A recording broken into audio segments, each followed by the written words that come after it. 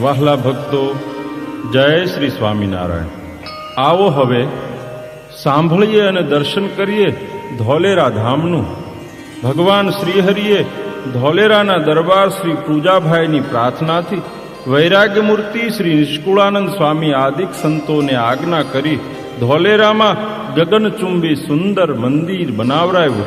જે મંદિરમાં મદન મોહનજી મહારાજ આદિક દેવોની સંવંત 1881 વૈશાખ સુદ 13ના દિવસે શ્રીજી મહારાજે બાથમાં લઈને મૂર્તિઓ પધરાવી સ્વહસ્તે પ્રાણ પ્રતિષ્ઠા કરી અને કોલ આપ્યો. પણ જાણે અજાણે જે જન રે કરશે મદન મોહનના દર્શન રે, તે તો આલોક પરલોક માઈ રે, મોટા સુખને પામશે સદાઈ રે.